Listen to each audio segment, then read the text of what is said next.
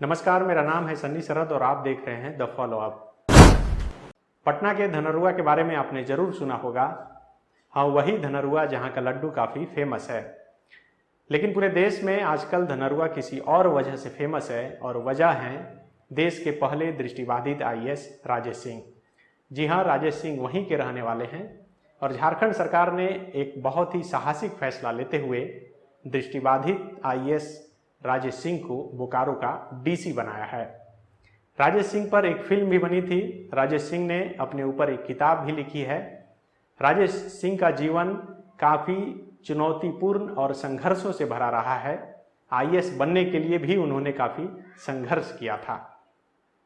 आइए आज मिलते हैं देश के पहले दृष्टिबाधित आईएएस से। राजेश सर, बहुत बहुत स्वागत है आपका द फॉलो अप में। धन्यवाद।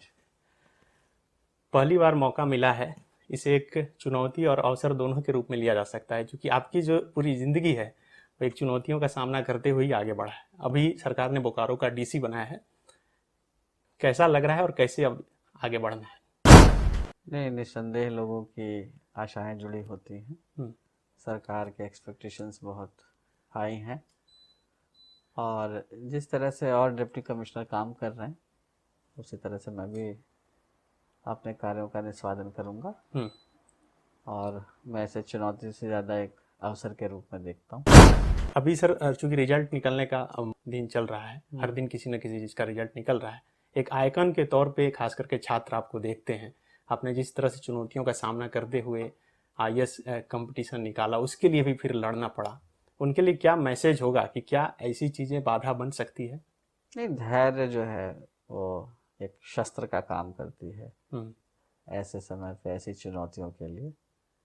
और मेरा मानना है कि अगर व्यक्ति की इच्छा शक्ति और उसमें किसी कार्य को करने की उत्कटता हो तो बाधाएं जो है स्वयं ही समाप्त हो जाती हैं। लेकिन काफ़ी लगनशीलता के साथ काम करने की आवश्यकता है। आपके बारे में सब कोई लगभग जान ही चुका है कि आपने कैसे संघर्ष किया, कहाँ के रहने वाले हैं। एक बार हमारे कैमरे के माध्यम से बताइए कि कैसे शुरुआती दिनों में पढ़ाई आपकी शुरू हुई और फिर कैसे कैसे आईएएस तक पहुँचे। नहीं, मैं एक सामान्य तौर पे जैसे लोग पढ़ते हैं, मेरी पढ़ाई देहरादून से हुई है। फिर दिल्ली विश्वविद्यालय से मेरा जो है स्नातक हुआ है। जवाहरलाल नेहरू यूनिवर्सिटी से मेरा उत्तर स्नातक हुआ है। और मैंने कुछ दिनों तक रिसर्च भी किया, क्योंकि मैं जूनियर रिसर्च फेलोशिप भी मुझे मिली हुई थी। और उसी दौरान जो है ये तैयारी की मैंने सिविल सर्विसेज की। और फाइनली जो है ईश्वर की जो उनकी कृपा थी, माँ बाप का प्यार, भाई बहन मतलब नटखट भाई बहनों का जो है एक सहयोग था, दो मित्रों का सहयोग, तो कह सकते हैं सफलता जो है एक समावेशित प्रयासों का एक परिणाम रहा। सर, जो दुर्घटना हुई, मैंने पढ़ा नेट पर, दो तरह की बातें निकल कर सामने आई। एक तो क्रिकेट खेलने के दौरान चोट, एक स्कूल का बस का शायद एक्सीडेंट हुआ था। कैसे हादसा हुआ था? नहीं, मतलब स्कूल के चोट, मतलब जो मैं गिर गया था। अच्छा। क्रिकेट खेलते वक्त, तो उससे भी जो है फर्क पड़ा। फिर छोटा सा एक्सीडेंट में जो है चीज़ें और वर्स्ट होती चली गई। तो बस ये है कि परिणाम ये है कि मैं ये कहना दृष्टिबाधिता जो है वो एक अवसर भी है आपके लिए और चुनौती भी है। ये निर्भर करता है कि आप कैसे लेते हैं इसको। अभी चूंकि बोकारो का जिम्मा मिला है, पहली बार डीसी बनाए गए हैं, एक पहले से माइंडसेट होगा। आपने जितना संघर्ष किया, खास करके दिव्यांग होते हुए, दृष्टिबाधित होते हुए, उन लोगों के लिए करने के लिए या फिर आम लोगों के लिए, चूंकि आप जिला अधिकारी हैं तो व्यापक तौर पे ही सोचना होगा सबके लिए। नहीं, बिल्कुल एक मतलब मैंने अब एक अच्छा कनेक्ट क्रिएट करने की कोशिश करेंगे। समस्याओं को समझने की आवश्यकता है संवेदनशीलता के साथ। और मेरा मानना है कि सभी वर्ग के लिए कार्य किया जाएगा। जो छूट गए हैं उनको साथ में लेने का प्रयास किया जाएगा। और बोकारो जो है वो झारखंड के लिए एक सुंदर तस्वीर के रूप में एक नज़ीर पेश करेगा, ऐसा मेरा मानना है।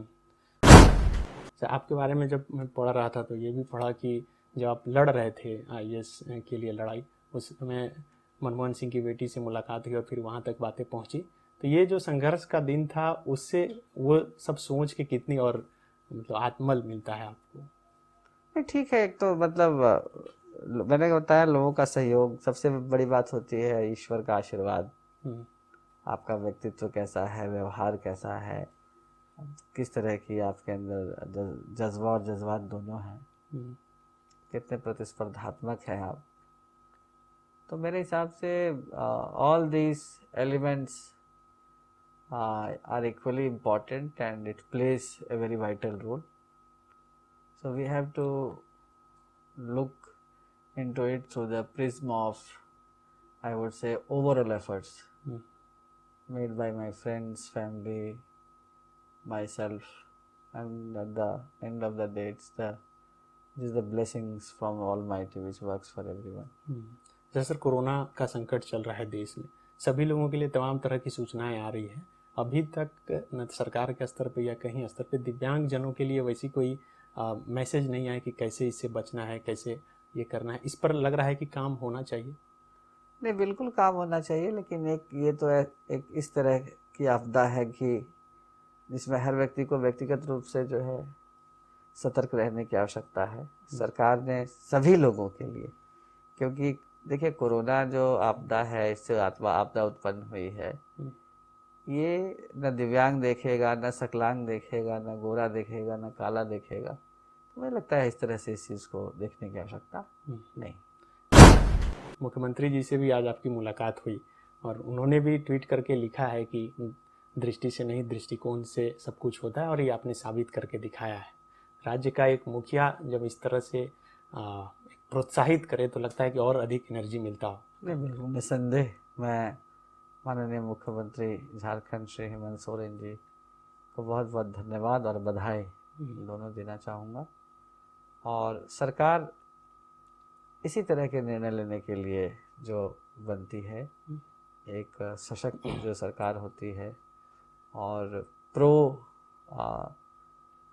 पीपल जो गवर्नमेंट होती है, तो मेरे हिसाब से बिल्कुल निसंदेह हमारे चीफ सेक्रेटरी झारखंड, हमारे चीफ मिनिस्टर झारखंड और भी बहुत सारे सहयोगियों का जो है योगदान रहा है, सब सराहनीय है।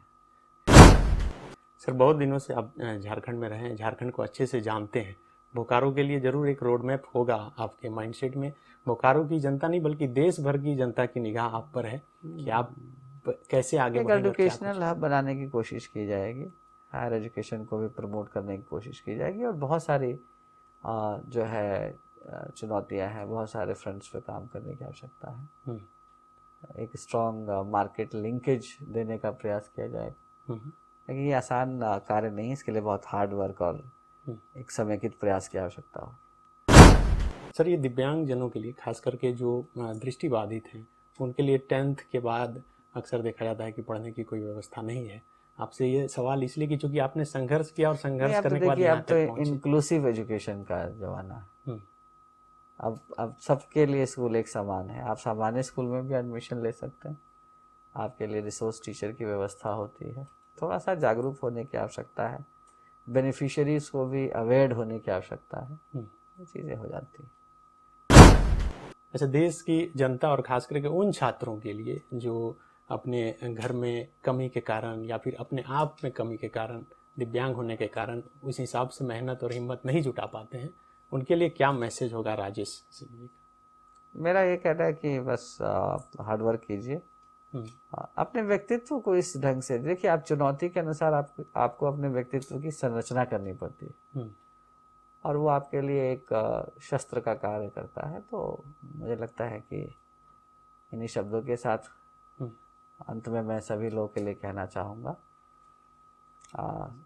Just try to avoid corona and do well in life, keep yourself safe and sound, and with these words thanks a lot.